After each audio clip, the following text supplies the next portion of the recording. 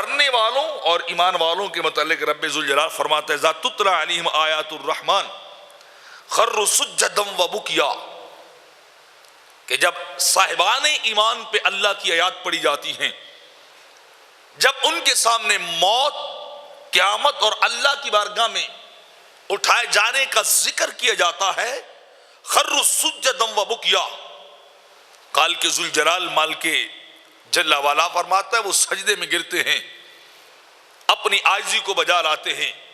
اپنے نیاز کو بجا لاتے ہیں، وبکیا، اور پھر وہ کیا کرتے ہیں، اس کی بارگاہ میں رونے لگ جاتے ہیں، اللہ کے دربار میں آنسو بہانے لگ جاتے ہیں، اپنی کرتوتوں کو یاد کر کے، اپنی غلطیوں کو یاد کر کے، اپنی خطاؤں کو یاد کر کے، اپنے گناہوں کو یاد کر کے، اپنے جرائم کو یاد کر کے وہ کیا کرتے ہیں، رونے لگ جاتے ہیں، سجدہ ریز بھی ہوتے ہیں اور اللہ کی بارگاہ میں رونے بھی لگتے ہیں کہ مالک تو ہماری خطاؤں کو معاف کر دینا، اے اللہ تو ہمارے گناہوں کو معاف کر دینا، تو ہمارے جرموں کو بخش دینا، چاہے وہ ہم سے دانستہ کوئی گناہ ہوا یا غلطی کی وجہ سے گناہ ہوا، جس انداز میں بھی گناہ ہوا، ہم تیری بارگاہ میں اپنے گناہوں کو لے کے آ گئے ہیں،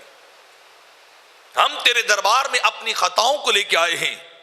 اب مہربانی کر تو ہماری خطاؤں کو نہ دیکھ، اپنی عطاؤں کو دیکھ،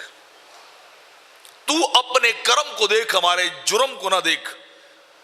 باری تعالیٰ ہم تو ماننے والے ہیں، ہم اقرار کر رہے ہیں کہ ہم پاپی ہیں، ہم خاطی ہیں، ہم گناہگار ہیں، بدکار بھی ہیں، لیکن تو